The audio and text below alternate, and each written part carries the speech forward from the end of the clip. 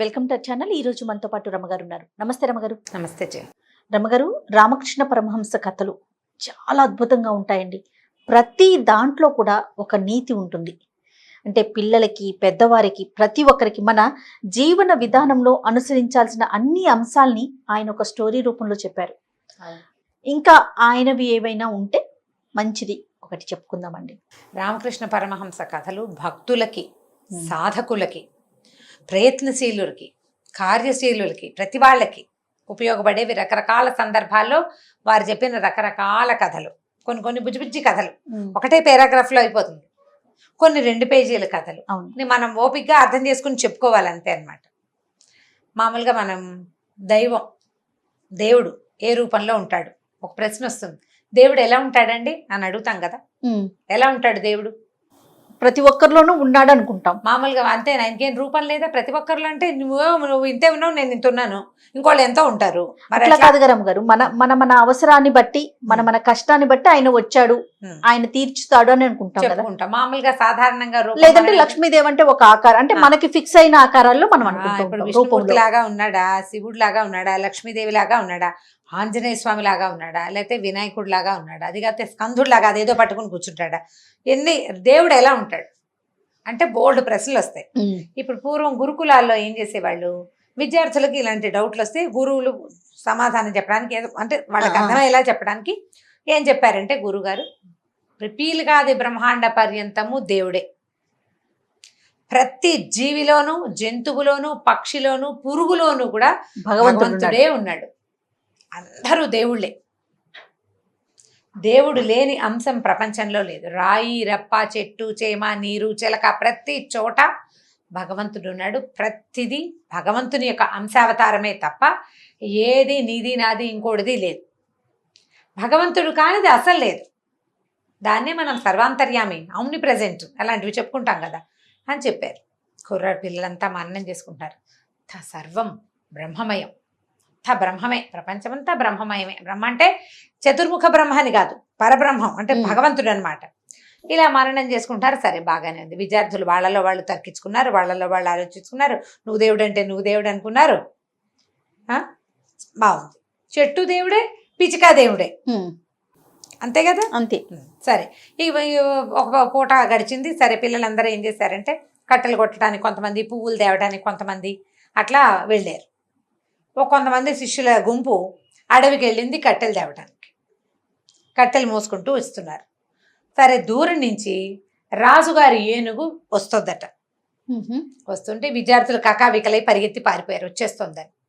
అదేంటంటే పరిగెట్టేస్తోంది. తాపీగా మామూలుగా ఏనుగు ఇలా ఇలా నడుస్తుంది, అందుకే సామాజ వరగమన అన్నారు.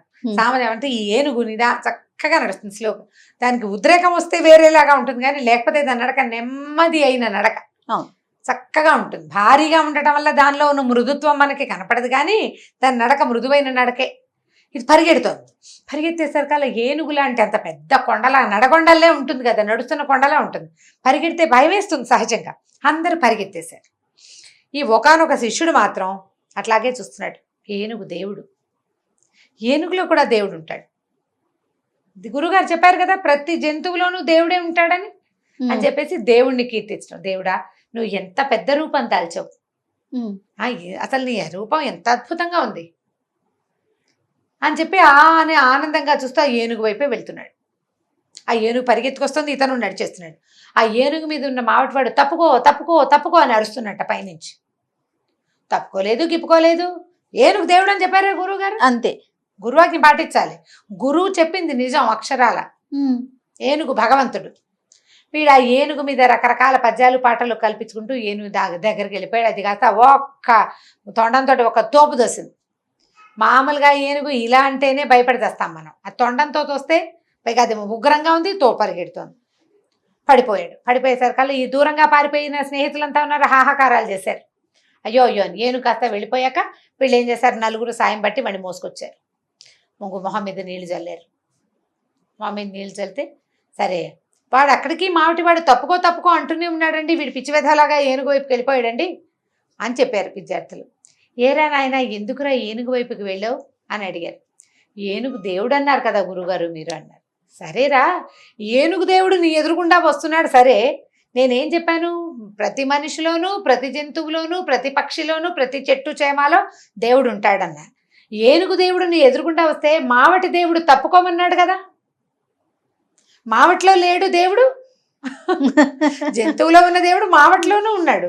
ఏనుగు ఎదురొచ్చింది నీకు, అదేం నిన్ను రారమ్మనలేదు. పైనున్న మాట తప్పుకో అన్నాడు. మావటి దేవుడి మాట ఎందుకు వినలా నువ్వు? మావటి దేవుడి మాట కూడా వినుండాల్సింది కదా. అనేసరికి వాడు ఆలోచించాడు. నిజం, ఏనుగు దేవుడు ఎదురొచ్చాడు, పైనున్న దేవుడు ఏమన్నాడు? తప్పుకో జాగ్రత్త అన్నాడు. తప్పుకోలేదు. ఏం చెయ్యాలి? ప్రతి దాంట్లోనూ భగవంతుడు ఉన్నాడని తెలుసుకో.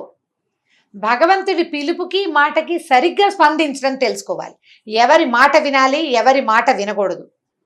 ఉగ్రంగా ఉన్న ఏనుగు నిన్ను రారమ్మంటే వెళ్ళకూడదు. పైనున్నవాడు పోపమ్మంటే అది వినాలి. పులిలో కూడా దేవుడు ఉన్నాడు, వెళ్ళి కావలించుకుంటావు పులిని. పులి కూడా భగవద్ అవతారమే. ఒక్కొక్కసారి పులి భగవంతుడికి వాహనంగా కూడా ఉంది. అమ్మవారి ఆ వాహనం కదా పులి. మరి అప్పుడు వ్యత్యాసం గమనించాలి. ఎప్పుడు మనం భగవంతుడి పిలుపు, భగవంతుడి రూపం, వ్యత్యాసం తెలుసుకోవాలి. ఏ పిలుపు నాది, ఏ పిలుపు నాది కాదు. ఇప్పుడు ఇద్దరు దేవుళ్ళు, భగవంతుడు నీ ఇద్దరు ఫ్రెండ్స్ దేవుళ్ళు అనుకోండి, ఇద్దరు ఫ్రెండ్స్, ఇద్దరిలోనూ దేవుడు ఉన్నాడు. ఒకడు సిగరెట్ కాల్చుదాని రారా అంటాడు, రెండో వాడు వద్దురా అంటాడు. ఎవరి మాట వింటావు? వద్దనే వాడిదే వినాలి. నీకు తెలియాలి కదా ఆ సంగతి. విచక్షణ తెలిసి ఉండాలి, విచక్షణ ఉండాలి. ఏ పిలుపుని అందుకోవాలి అనే విచక్షణ వ్యక్తిగతంగా ఉండాలి. అంతా మనవాళ్లే, అంతా మనదే. ప్రపంచమంతా భగవద్ రూపమే. ఇందులో ఏ భగవద్ రూపపు పిలుపుని నువ్వు అందుకోవాలి అనే విచక్షణ, ఏ భగవంతుణ్ణి నువ్వు ఆరాధించాలి అనే విచక్షణ నువ్వు లోపల కలిగి ఉండాలి. దానికి విద్య అవసరం, ప్రపంచ జ్ఞానం అవసరం, తెలుసుకునే తెలివిడి ఉండాలి వ్యక్తులకి. అప్పుడు మనం సరి అయిన మార్గం ఏమిటి? ఇప్పుడు ఒక ఊరు వెళ్ళడానికి 2 దారులు ఉన్నాయి. ఒకటి మెలికలుగా ఉంది, ఒకటి సాదాగా ఉంది. 2 భగవద్గురు ఇచ్చినవే. నువ్వు ఏది సెలెక్ట్ చేసుకుంటావు? కాస్త సాదాగా ఉన్నది, స్ట్రైట్గా కనపడేది.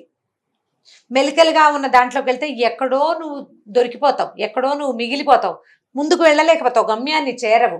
గమ్యం చేరాలి కదా ప్రతివాడు. ఖచ్చితంగా గమ్యం చేరాలంటే సరి అయిన పిలుపుని అందుకోవాలి, సరి అయిన భగవద్ రూపాన్ని తెలుసుకోవాలి.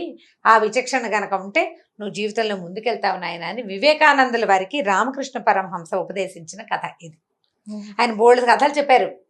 ఈయన నరేంద్రుడిగా ఉన్నప్పుడు, అంటే వివేకానందులు పూర్తి స్థాయి వివేకానందులుగా మారకముందు కూడా రామకృష్ణ పరమహంసని కలిసేవారట. ఆయా సందర్భాల్లో అప్పుడప్పుడు ఒక్కొక్క కథ చెప్తూ ఉండేవారు. ఆయన వాళ్ళకి చెప్పింది, వీళ్ళకి చెప్పింది అని బోల్డ్ అనే కథలు ఉన్నాయి. నాకు ఈ కథ ఎంత ఇష్టమో. ఇప్పుడు ఏనుగు దేవుడు రమ్మంటున్నాడు, మావిటి దేవుడు వద్దన్నాడు కదా. మావిటిని పట్టించుకోకపోతే ఎట్లా? నీకు పైనున్న దేవుడు కూడా, పైనున్నవాడు దేవుడే, వాడు చెప్తున్నాడు తప్పుకో సర్వాంతర్యామి కదా. అదే ఇప్పుడు మన బుద్ధి ఏంటి? ఇప్పుడు మన ఒకళ్ళు ఒక చోట కూర్చోమన్నారు జయ, భగవంతుడు ఆజ్ఞగా స్వీకరించి నువ్వు అక్కడ కూర్చోటానికి వెళ్ళావు.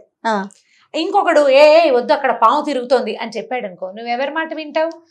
అవతల మాట వినాల్సిందే కదా. రెండో మాట, నిన్ను అక్కడికి వెళ్తే ఈ పరిస్థితి ఎదురవుతుందని వారించినది కూడా భగవంతుని. మొదటిదే భగవంతుడి పిలుపు, రెండోది కాదు అనడానికి వీల్లేదు కదా. అవును, మన బుద్ధికి విచక్షణ ఉండాలి.